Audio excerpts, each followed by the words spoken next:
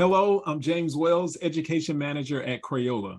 We're excited that Harper Kids and the Heart Drum Imprint are collaborating with Crayola for this read-along, draw-along event to help children enjoy great stories and the illustrations that bring them to life.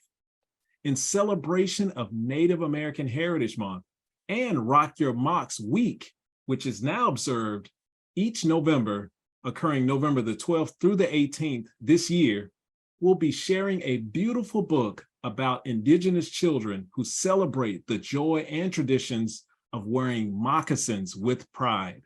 So grab some drawing materials and get ready for an interactive story session. I am thrilled to introduce today's authors, Laurel Goodluck and illustrator Madeline Goodnight. Laurel, writing and storytelling are integral to being human. We each have a story to tell.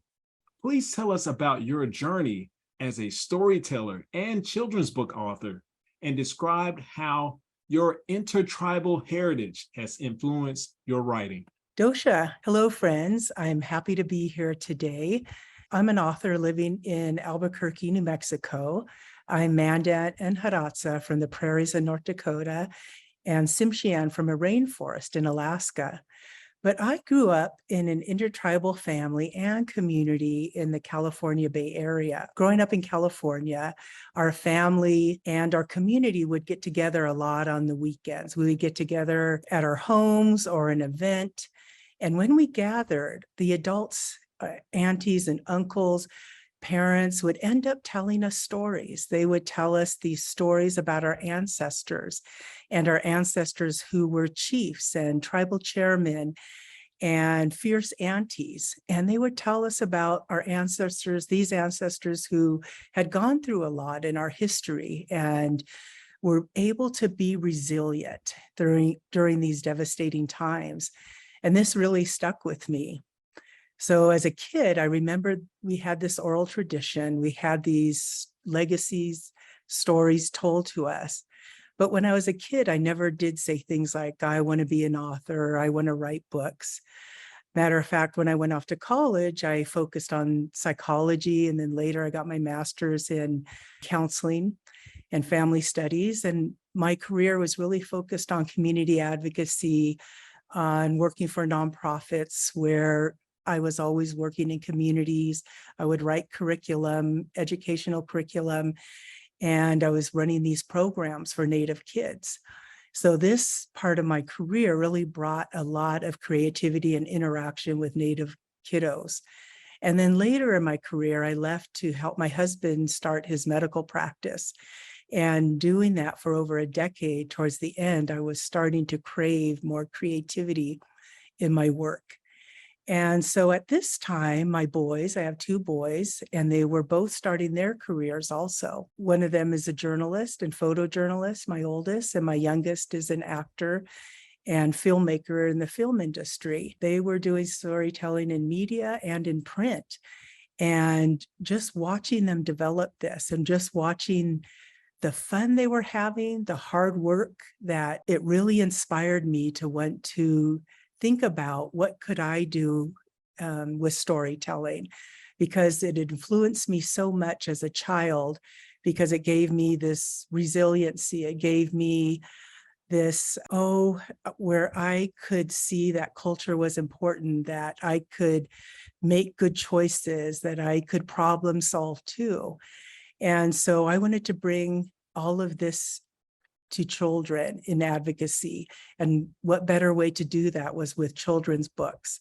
And so that's when I decided that I would teach myself to start writing books. I would go to conferences, go to workshop, find We Need Diverse books, and get a mentor. And all of this helped me produce books. And now I have several books under my belt. I'm just hoping that kids see that they too have these unique superpowers of relying on your culture and heritage, and that you can problem solve and be resilient and have these strengths. Storytelling is certainly something that we can all connect to, and it's certainly a way to connect us to our heritage, right? As well as helping to inspire the legacy that we will leave behind, in this case, your books. Thank you for sharing that, the power of storytelling. Visuals have a powerful effect on informing and inspiring us. Children often realize the ways visuals influence us as they explore picture books. Please share your journey as a children's book illustrator and how your Chickasaw heritage influences your work. Tukma James, and thank you so much for having me on today and for participating in the Crayola demonstration. I'm so happy to be here and to talk about Rock Your Mocks. I loved hearing Laurel's journey into storytelling because I think there's some parallels there with my own journey into art as far as a very maternal, loving, familial introduction into art and my cultural heritage. I started drawing when I was super young. I was that kid that had like a million crayons and broke all of them and fell asleep coloring. And that was definitely me. My mother actually had such a huge effect on me. She studied early childhood development from the time I was small, and she was amazing. She had a very diverse range of children's books. She made that a very important aspect of my childhood, my siblings' childhood. She tried to bring in fairy tales that had different perspectives or were made by diverse creators and authors. And she specifically sought out Native American books. And so when I was young, I knew all about that. I loved the representation. I loved reading them. As you get older, you realize there's not quite as many out there as when your parents don't specifically put emphasis on that. So as I got older and I fell in love with art, more and more, I realized it was what I wanted to do. And when I went off to college, I really only applied to like one path, and that was art. And I was like, I'm not sure what I'm going to do if I don't do art, because it feels like this is what I was born to do. It's what I'm passionate about, what I aim to do in my life. So I was so excited when I was able to go off to the East Coast and pursue my art degree in illustration. I was kind of between animation and illustration because movies also had a huge impact on me when I was younger. I loved Disney movies like a lot of kids. I loved like more indie movies, I would say, like animated movies, but I think they all kind of came together to impact me in a way that I loved imagination and storytelling from a child's perspective, from your childhood and all the imagination that comes with that.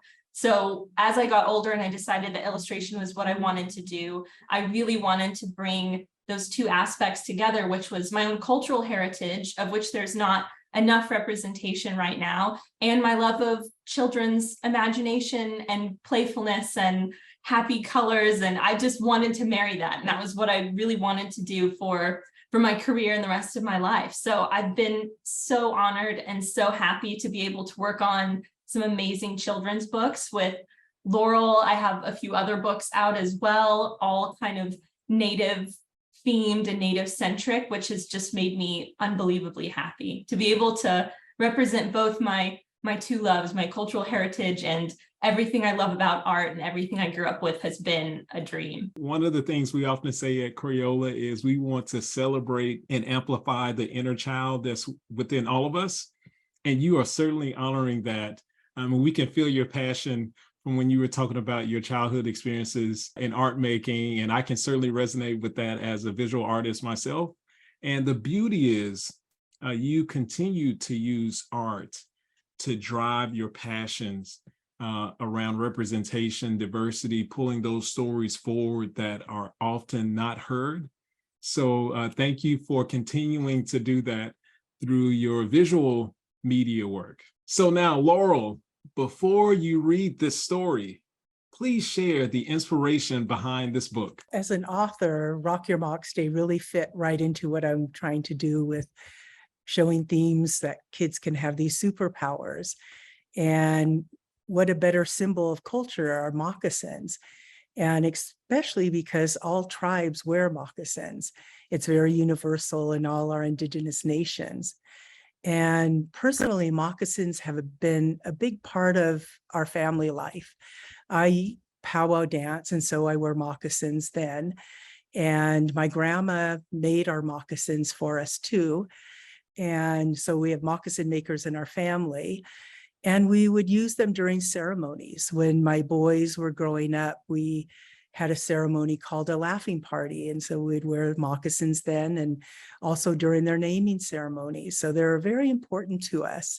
And even when my boys were little, when they came home from the hospital, it's really special to select and make sure we had some baby moccasins made especially for that purpose. Moccasins were always part of all Native people. It was their footwear and a very significant part of their culture. A matter of fact, if you look at the materials that the moccasins are made from, they're made from the environment where the tribe is from, and you can tell where they're from. So I have this special display that I've always had, and it's my boys' moccasins, some of them. So if you look at the moccasins here in the case, here's a pair that is from the Plains and Prairie. So these are Mandan Hidatsa moccasins, and you'll see the style of them. And here's another one from the same area where we use beadwork. We use the fringe. They're made from deer. And then if you look at this pair here from my boys' collection, these are Navajo moccasins, and they're made with a special plant material to make them red and more mimicking the Southwest. And you'll notice that they're a little higher up. Their style and the way that they're made in the back is where you fasten them. And then you'll see that there are these silver buttons here. And this is because they have the influence of the Spanish and the silver in this area. And then this pair of moccasins, my grandmother made, and this is the Alaskan moccasins. This is deer hide and this is rabbit fur, and that was commonly used in that area. So if you look at moccasins, and if you see someone wearing moccasins, and you can tell where they're from their materials and the style of them. Rock Your Mocks is also inspired by a young lady. She was only 19 years old at the time. Her name is Jessica Jalen at Sea. She's from Laguna Pueblo, and that's a nation here in New Mexico. At age 19, one day she came home from a ceremony that they were having in Laguna, and she asked her family, I love wearing my moccasins. Why am I only wearing them to ceremonies? Why can't we wear them all the time? So being a good teenager, she went on social media and she started this whole social media campaign to get people to wear their moccasins, to rock them. She used the term rock your mock. She got the help of an organization called Emergence Production, and they helped her boost it.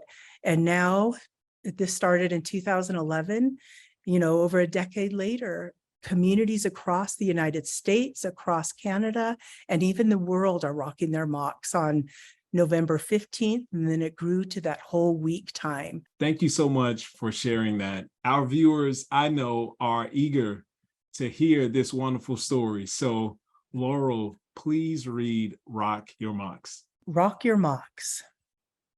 Across Turtle Island and across Indigenous nations, at schools and cities and towns, there's a celebration beginning. We're styling today as we rock our mocks. We rock our mocks with pride. Kia strikes a pose in her Yurok mocks. Tatuku's Inupiat slips on his Kamipiat, then gives his dad a high five. We rock our mocks with style. Alyssa's Colville beads shimmer and shine in her favorite colors. Riley tips his little shell swag, moccasins made with deer, elk, moose, or seal, and love stories and laughter. We rock our mocks because they are precious gifts.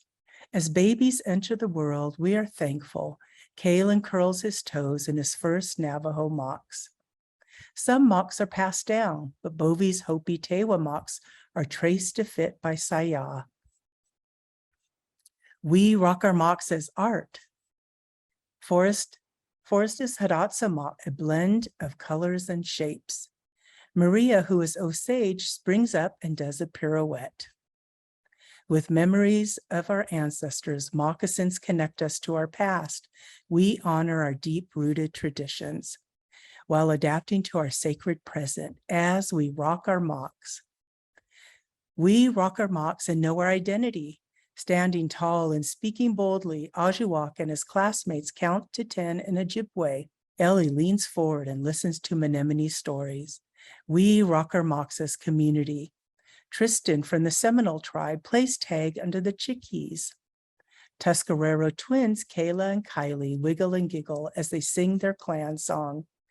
With fringe swaying, colors flashing, and souls singing, we jump higher, run faster, and with all our moves, we are unstoppable. With beauty on our feet, we love who we are. We keep stepping into the future. We rock our mocks. Thank you, Laurel, for reading this wonderful book. While moccasins are the thread that pulls this story together, there are several other central messages in the story. Can you share some of those main ideas that you hope readers remember from this story? Native kids are from all over the place across the United States, which is now the United States. There's kids that are in urban areas, suburbia, rural towns, some live on their own homelands, their nations. And some of the kids are intertribal, some are bicultural. I wanted to show that kids are everywhere and we're living in modern times, and that most kids actually live in urban areas now. 70% of us are in urban areas. And I also wanted to show that they're intersecting their culture organically in this modern world, the way that the kids' activities and what they were doing. Along those lines, when I was researching Rock Your Mocks, I was going to all these nations. It was really hard to select which nations to pick because we have over 574 recognized tribal nations. And so to narrow it down to 15 or whatever the number is was really difficult to do.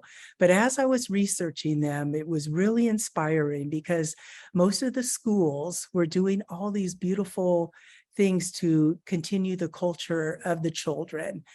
So the tribal schools were teaching language, were bringing elders into the school. And so that was very inspiring. And I hope people will see all the things that Maddie drew in those pictures of speaking their language, doing their numbers, saying their stories, singing cultural songs. Another thing that I hope kids see and readers see is that many children are diagnosed with mental health or neurodivergent conditions. And I wanted that to be represented in the book as well.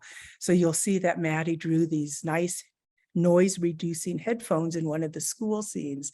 And so that helps a child be able to reduce the noise and function well through his day. You'll also see on one of the last spreads, and I think on the cover, there's a wheelchair. So we have different abled kids too.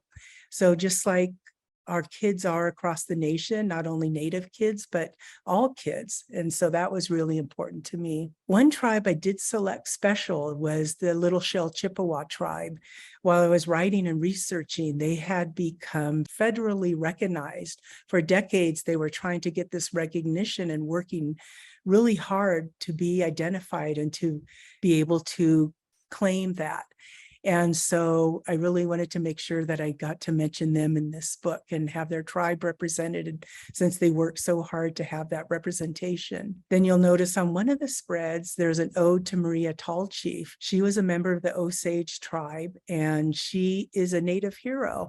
She was a young woman who was breaking glass ceilings way back in the 1940s, 50s as a prima ballerina, a role model for our kids. So there's a few things that I wanted others to see in this book and beyond rocking their mocks. So those are just a few of the things. Wow, Laurel, thank you so much for all of these wonderful insights from this story. Okay, Maddie, throughout the book, we see children wearing beautifully designed moccasins like the ones Forrest is rocking while creating his chalk art. Could you please show us how to create a pair of moccasins with different shapes, colors, and designs? One of my favorite parts of this book was being able to draw all of the different kinds of moccasins. I personally loved the style of the Hidatsa moccasins. And so I thought today I would start with learning how to draw a Hidatsa moccasin and then putting some of our own designs on it. So how I approached it was starting with a big half circle. Then I would put a rectangle in the middle because there was usually like a lip or a flap right there in the middle at the front of the moccasin. And then off to either side, there would be 2 other flaps or flaps of the deer skin that would be on either side, and they could be made with fringe or kept normal, just regular without any fringe. For this one, go ahead and add fringe on the sides because I think that's so pretty. In the middle, they were usually held together with a tie. So it'd be a strip of cord, leather, or suede. It'd come just like that, or another type of cloth. And then to do the back, or I guess the front too, do a long curve like that for the feet and kind of connect it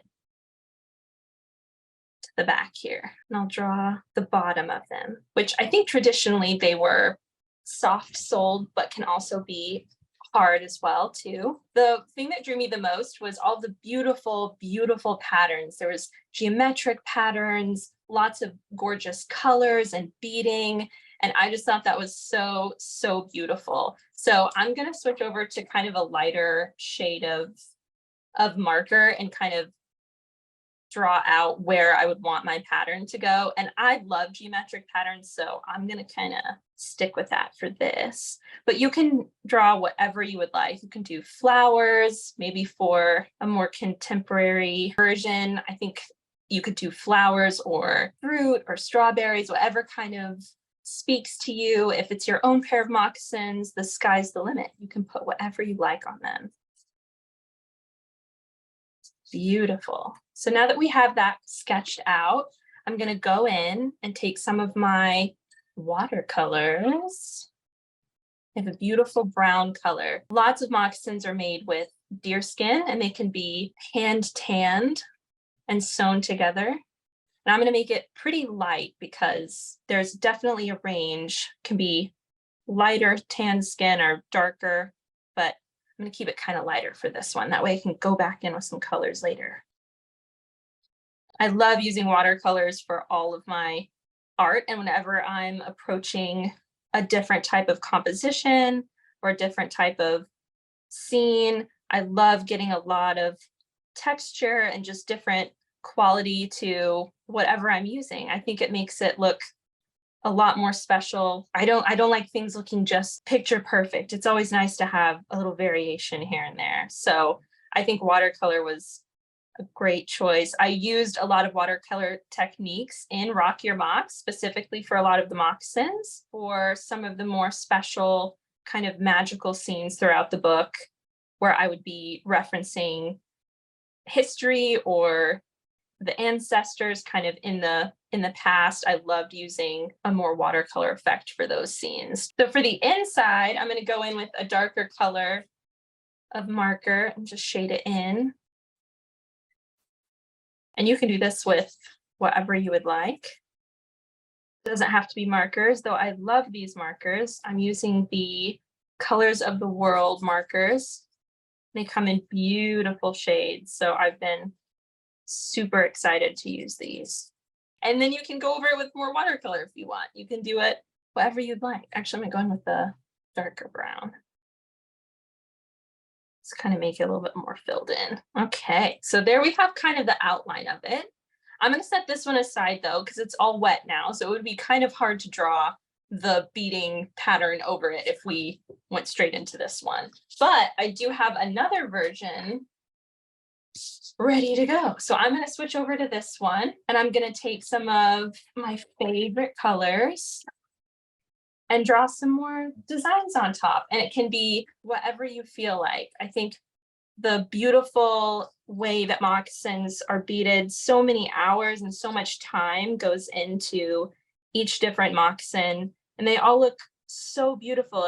It's truly a craft, I think, that moccasin makers have perfected over time. And I'm always completely in awe over some of the beautiful moccasins I've seen and the time it takes, because tiny little beads into patterns, it's hours and hours and hours of work. So when I was doing my research for the book, that really stood out to me, is just how gorgeous all of these moccasins were, and how way back when, before type of technology we have now, and probably, more helpful techniques now, that back in history, our ancestors who were making them way back when, they were doing them with needles they had made themselves with different quills, different beads that weren't glass. They had to carve them themselves and dye them themselves with different dyes. So I think it's such a beautiful, beautiful art, and one that's still maintained today in such a beautiful way. And today you can see different types of moccasins with all different types of designs on them. They can be anything that you want, anything that you're interested in. It can be characters, it can be food, it can be symbolism, other ways. I know animals are a huge part of what goes on a lot of bead work, and moccasins particularly. Geometric designs are still popular as well, so you can still see those. All different types of shapes and colors. So I had the most fun designing some of the moccasins in the book based off of designs I had researched and designs I had seen on social media and other places of kids rocking their mocks today, instead of all kind of the traditional styles. If you're designing your own set, you can play around with whatever you like, whatever speaks to you, especially if you're drawing. That's the beautiful thing about art. You can take whatever colors interest you, whatever you'd like to see, kind of using a range of different shapes and a range of different styles. If you wanted to switch over to, since these are like of my own design, I think I will add a floral element to the geometric patterns. I think that's another beautiful thing about modern day, is there's a real blend of a bunch of different styles and symbols. Laurel was talking about her own intertribal heritage, and I just think that's another gorgeous way of seeing representation of kids and other Native people who belong to more than just one tribe. And a lot of different tribes have a lot of different symbols. I know that Ojibwe and Seminole, they had kind of more floral designs, and I had such a good time researching that for the book. I'm gonna switch gears, and I'm adding some fringe on the top here. But I think I'm gonna go ahead and add some flowers on the side. Beautiful.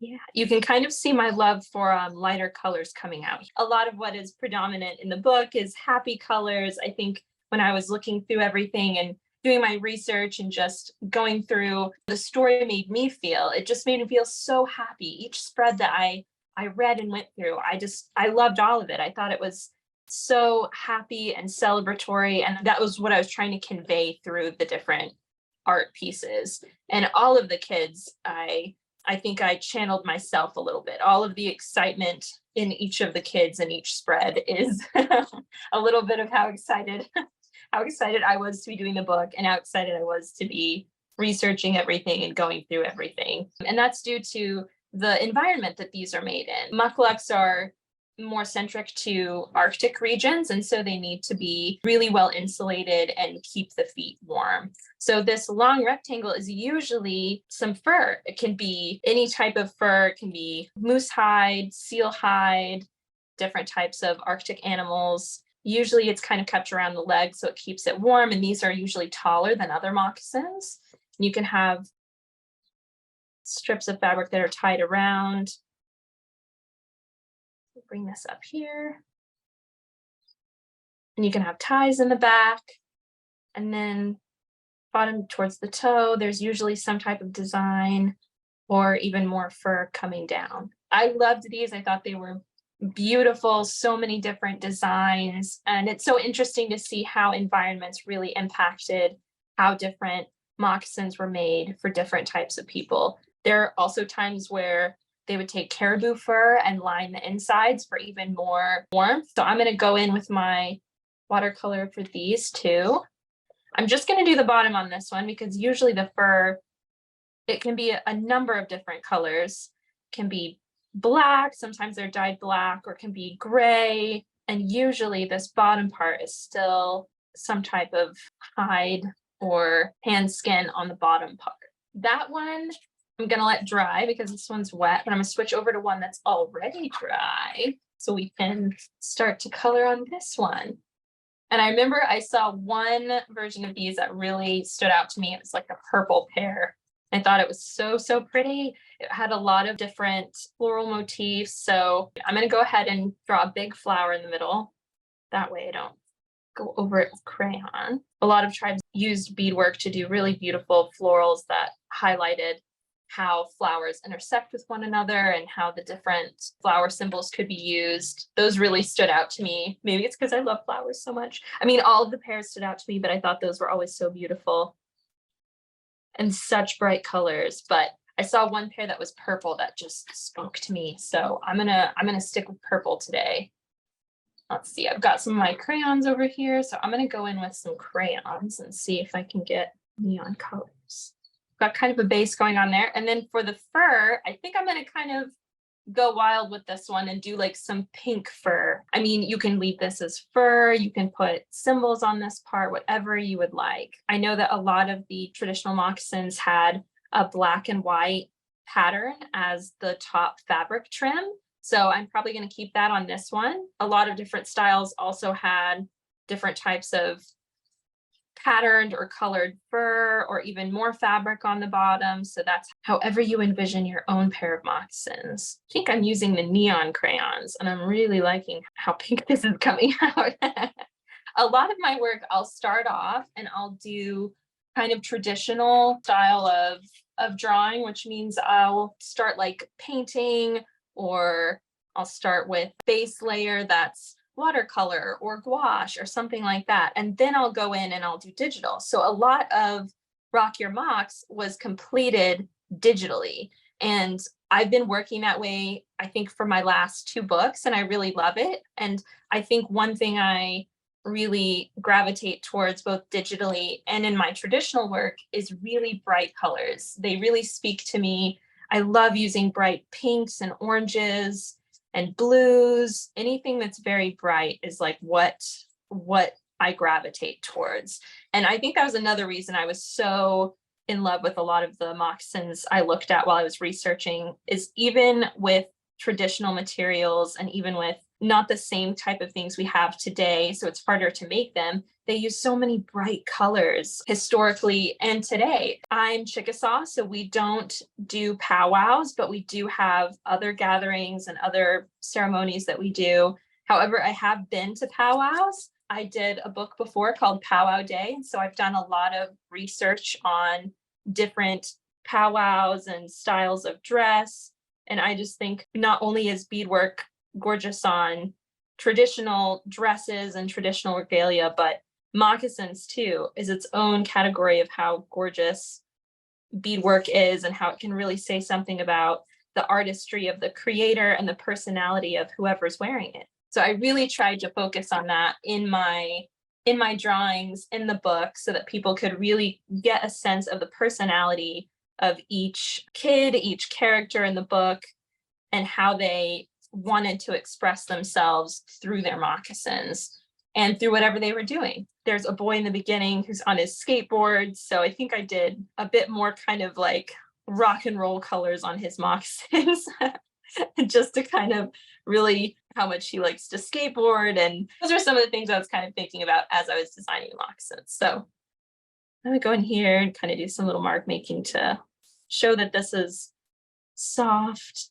These are my favorite types of marks to make, if you can't tell. Let's see, maybe go over this one with the red so that it looks more like the fur. Okay, I'm just gonna go with the green because this is already a pretty bright colored moccasin. So why not? Let's just go for it.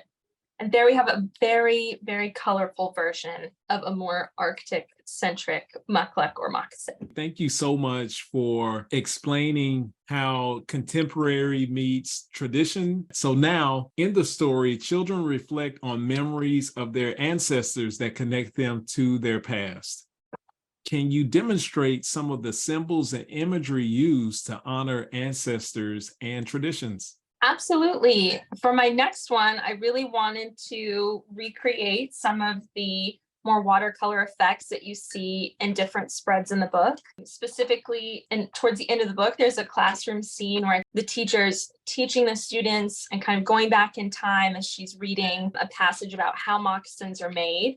And I had so much fun kind of thinking, how do I go in and kind of make this as magical of a piece of history as I feel that it is, while also making it interesting and in modern times and coming out from the book. So throughout the book, I kind of did this watercolor effect. You see it every time I'm talking about the ancestors looking on or the history of the moccasins. I really saved that type of art specifically for those scenes. So today I'm going to kind of recreate how I did that with some watercolors. And I'm going to kind of do a small vignette, which is like a small scene from a book or a small scene in general. And I love to keep these types of colors really light. All of the colors that kind of came to me when I was designing those types of backgrounds or those types of watercolor effects were all really loving pinks and blues and greens, all colors of the rainbow. That's really kind of what came to mind when I was doing those types of scenes. When I was thinking about the colors I wanted to use, that's immediately what came to my mind. And for those specifically, as I was talking about earlier, some of the way that I make my images is by starting out painting, and then I'll scan them and I'll go back in digitally later. And specifically the watercolor scenes is where I did that the most. I would start out something similar like this. I would do kind of a watercolor painting and decide if it felt right and if it needed to be pushed more, and I do different versions of it. And then when I felt like it was where I wanted it to be, I would scan it and I would take it into the computer and then work on top of it digitally. And so that's how a lot of that layering kind of happened in the book, especially in some of the later pages. I love using watercolor. I love using different types of oil pastels. I just think there's something magical about how those types of materials work on the page. But I also love digital work as well. And I thought that they married really nicely for this book. Just messing around with the watercolor effect, kind of getting it how I want it. So this is kind of what I would start with before I then go back on top. And it looks like, well, what's happening there? But the magic is in drawing on top of it. You get so much more information when you have something interesting to draw on top of. So this is kind of an example of what I'd start with. I'm gonna set this one aside since it's all wet. And I've got this other one over here that I was messing around with. Now that it's kind of at a point that I like it at, I would go back in and kind of start doing mark making around the edges, whatever I felt like. I love doing different types of mark making. I think squiggles are a huge thing in my art. I love squiggles. So I'm sure you can see those a lot, especially in those more magical parts. But really what I wanted to focus on, what I wanted to portray in those portions was symbolism that meant something to me and meant something to my Chickasaw heritage, but was also kind of universal with moccasins in general. So I'm going to draw a pair of pucker toe moccasins, which is the style of moccasin that the Chickasaws wear. I'm going to start with a circle here in the middle, and I'm going to keep these kind of just in an outline. I don't think I'm going to color these in, mainly because there's so much else going on. Kind of bring these side ups over. That.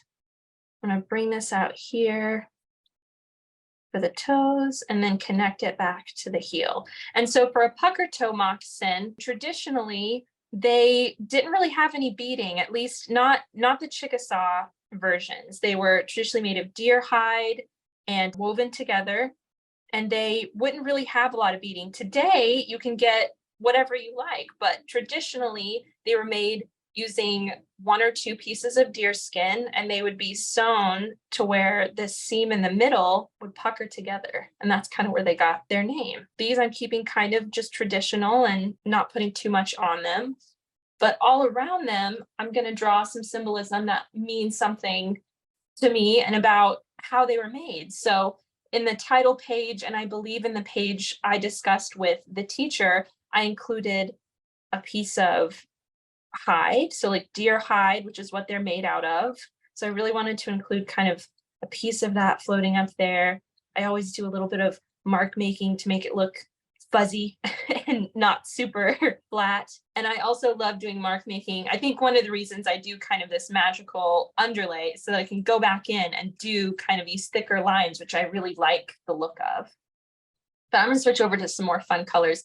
Another thing I really wanted to convey was the beading. I did a lot of little mark making that kind of represented the beads that go onto moccasins. So even though the Chickasaw didn't put beadwork on their moccasins traditionally, we definitely do it today. And I was so inspired by all of the different beadwork on all of the different types of moccasins throughout the book. So if you see some little dots in mark making, to me, that was my way of showing all of the different beautiful colors of beads that you can see on moccasins throughout history. So I'm just kind of grabbing whatever colors I like, lots of neon colors because it's my jam. I love neon colors. Let's see, I'll switch over to markers.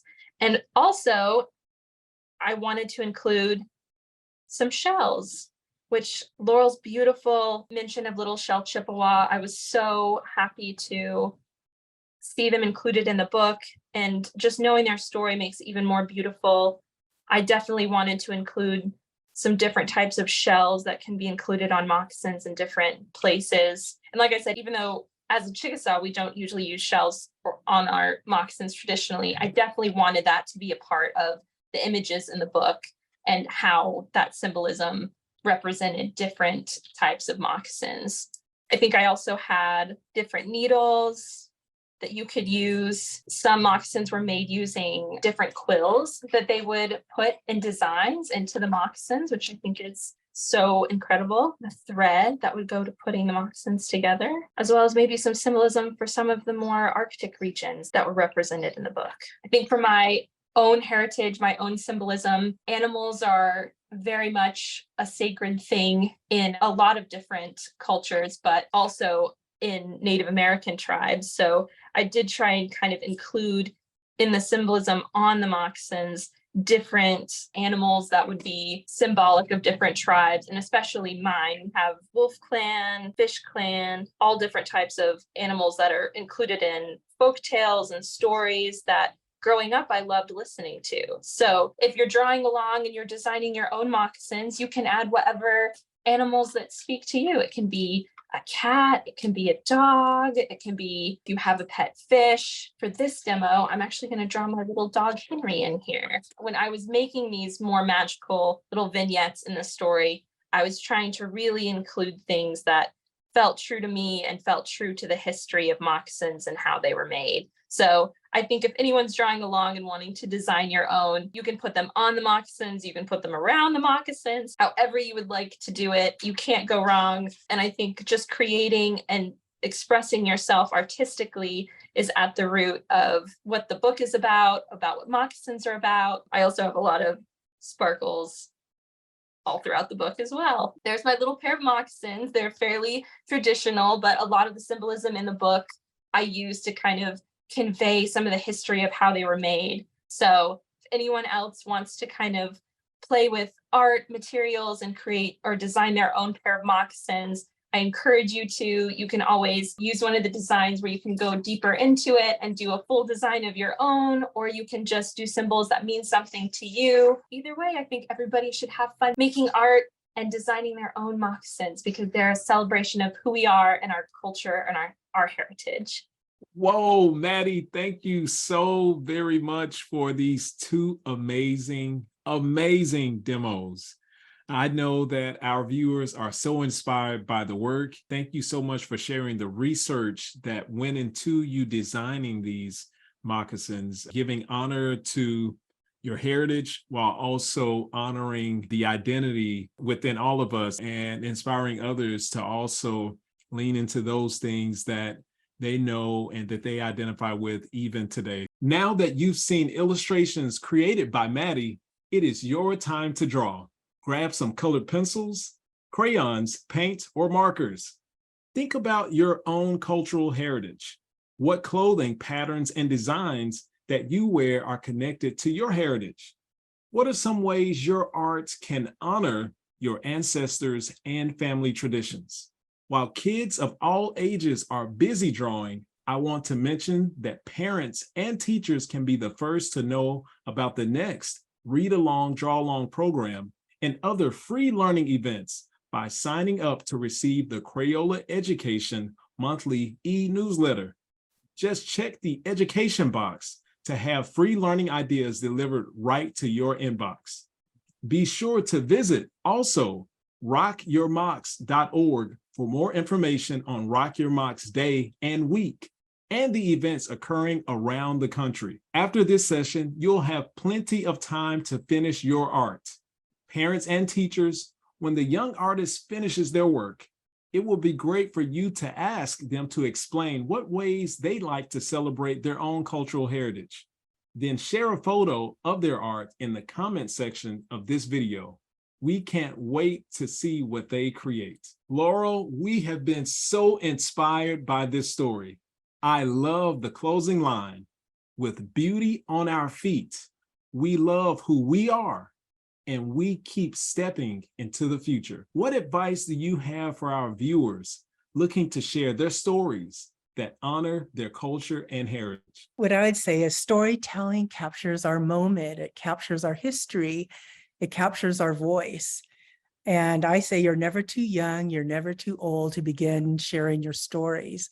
And stories can be written word in books. It can be illustrated like Maddie does. Storytelling is what you see kids doing on TikTok. They're telling short little stories. Find your inspiration and find your voice. And I'm just excited to see, and I'll be always cheering you on. Thank you, Laurel. Maddie, your illustrations inspire a generation of children to follow their path as artists. You once said that your work reflects your love of childhood and all the wonder and imagination associated with it. What tips do you have for young artists as they use their imaginations to visualize the world around them? I would say any young aspiring artist, like anything else, it takes kind of time and practice, but it's so much fun to just always express yourself using art or dance or photography or anything that you feel really speaks to you. If you're specifically interested in art, I would just say draw anything, everything you want every day. Always keep creating. Just like moccasins, art is a form of self-expression, form of self-celebration, and that can include anything. It can include what you're interested in, your cultural heritage, what you aim to do, what you aim to be. And I would just encourage everyone to take some time every day to express themselves or any other way to do that. We want to thank Laurel and Maddie for inspiring us today. We also want to thank our friends at Harper Kids and Heart Drum for sharing this great book. And we want to share a special thanks with all of you for joining us today to celebrate Native American Heritage Month. Keep rocking. Bye, everyone. Goodbye. Thank you. Goodbye.